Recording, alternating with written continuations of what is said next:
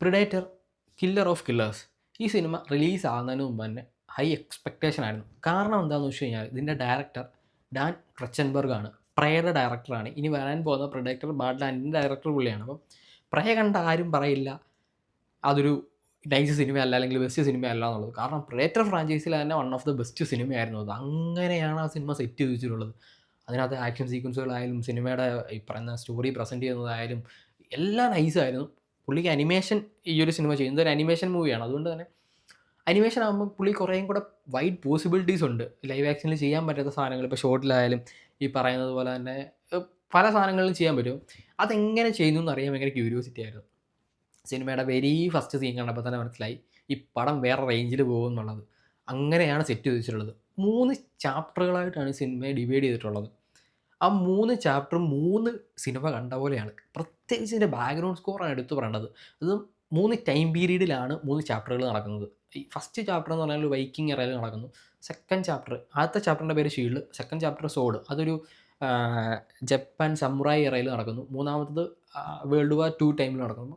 3 രീതിയിൽ നിൽക്കുന്നതാണ്. ഇപ്പം ടൈം ലൈൻ കൊണ്ടായാലും പ്രസൻറ്റേഷൻ കൊണ്ടായാലും എല്ലാം വേറെ രീതിയിലാണ് നിൽക്കുന്നത്. അത് ഭയങ്കര ഡിഫറൻ്റായിട്ട് എവിടെ എങ്ങും തൊടാത്ത രീതിയിൽ ചെയ്തിട്ടുണ്ട് എന്നുള്ളതാണ്.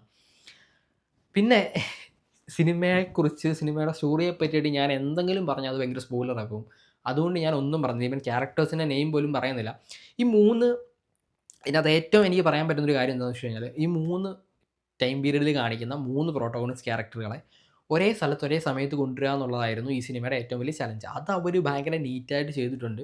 അത് പ്രിഡേറ്റർ ഫ്രാഞ്ചൈസിയിൽ ഈ പറയുന്ന പോലെ ഒരുപാട് പോസിബിലിറ്റീസ് ഇനി വരുന്ന സിനിമകളിൽ ഓപ്പൺ ആവുന്നു എന്നാണ് എനിക്ക് പേഴ്സണലി തോന്നുന്നത്. അങ്ങനെയാണ് സാധനം സെറ്റ് ചെയ്ത് വെച്ചിട്ടുള്ളത്.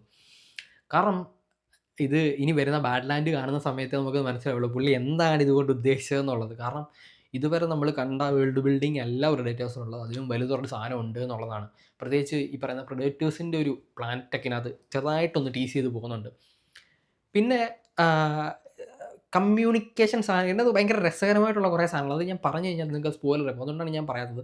സാധനം ഭയങ്കര വർത്ത് വാച്ചിങ് ആണ്. പ്രത്യേകിച്ച് പ്രെഡേറ്റർ സിനിമകൾ നിങ്ങൾ കണ്ടിട്ടുണ്ടെങ്കിൽ നിങ്ങളുടെ ലിസ്റ്റിലെ ടോപ്പ് 1ൽ ഇത്രയും നാൾ കണ്ട സിനിമകളിൽ ടോപ്പിൽ 1ാം സ്ഥാനത്ത് ഈ സിനിമ വെക്കേണ്ടി വരും. അങ്ങനെ ചെയ്തു വെച്ചിട്ടുള്ളൊരു സിനിമയാണ്. അപ്പോൾ നിങ്ങൾ കണ്ടു നോക്കുക, കണ്ടിട്ട് നിങ്ങളുടെ ഒപ്പീനിയൻസ് പറയാം. അപ്പോൾ പ്രെഡേറ്റർ കില്ലർ ഓഫ് കില്ലേഴ്സ്.